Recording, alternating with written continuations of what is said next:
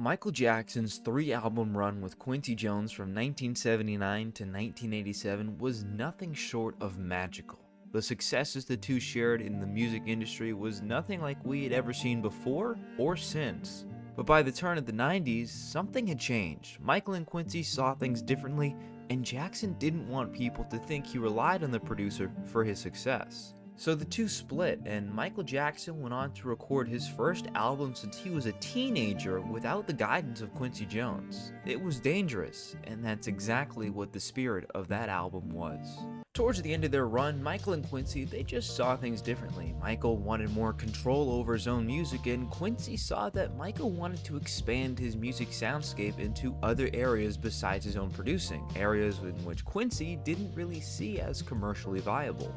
Well, I think at one point he probably felt that I wasn't in touch with the market anymore. I'm being really honest now, because I remember when we were doing Bad, I had DMC in the studio because, you know, I could see what was coming with hip hop. I could see it.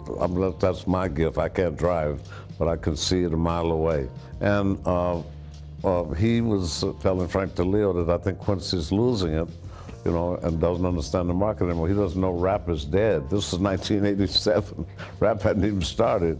And by the time we did Back on the Block, you know, 1992, it was all rap. And at that time, Michael was playing, was going after all of the big rappers, whether it was Teddy Riley, whatever, all the rap producers to spend 5 times what they were paying me, you know, to produce his records and so forth. That's the way it was, you know. The result of that breakup became Dangerous, another successful Michael Jackson album in a long line of successes. So with all that out of the way, let's dive into Dangerous. New work on an album after Bad started around 1989, and Michael worked with producers from the Bad era to concoct his latest vision. The new album would be titled Decade, a compilation greatest hits album with a couple new songs thrown in there like Heal the World. The album production had its ups and downs, but after Michael suffered a panic attack in 1990, the album was completely scrapped, as Jackson seemed to be determined to create a completely new album with completely new material. That album would be titled Dangerous. Although Decade was never finished or released, it did kinda live on with the album after Dangerous History, in which half of that album is a greatest hits compilation, with some of those songs being from Dangerous. Michael wanted to find the next big sound, and he wanted to replicate the soundscape that his sister Janet went with on her 1989 project Rhythm Nation, but Janet's producers wouldn't let Michael in on what the secret was, so he had to do some outside thinking. One of the main producers for Dangerous was Bill Botterill, who was ousted from the Bad Sessions by Jones. Botterill was brought back on by Jackson as he was known as the rock guy, and he co-wrote and produced Give In To Me and Black or White. The cover art for the album was painted by artist Mark Ryden, depicting Michael as the most important person in the world, being surrounded by obscure objects and animals, with only his eyes and a little curl from his hair being visible. Jackson spent $10 million on this album, and up to 70 tracks were recorded for the project, with many of those songs being featured on later albums down the line, such as Blood on the Dance Floor on History in the Mix and Earth Song on History.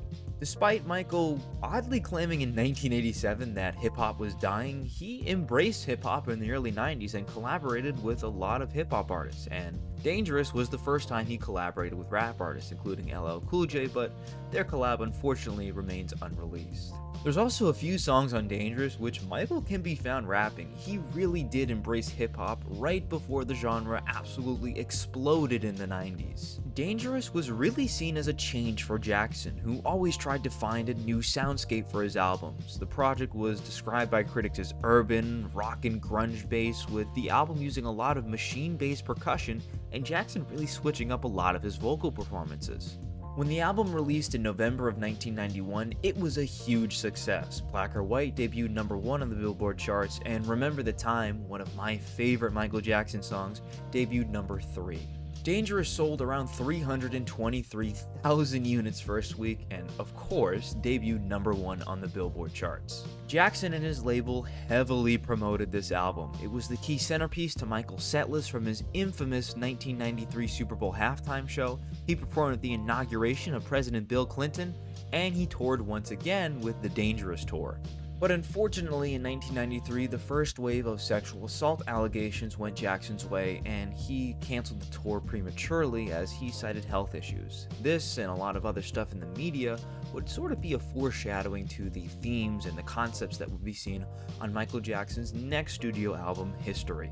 Dangerous has sold over 32 million copies worldwide. It is certified 8 times platinum, and is actually the 3rd best-selling Michael Jackson album of all time. No, it's not off the wall.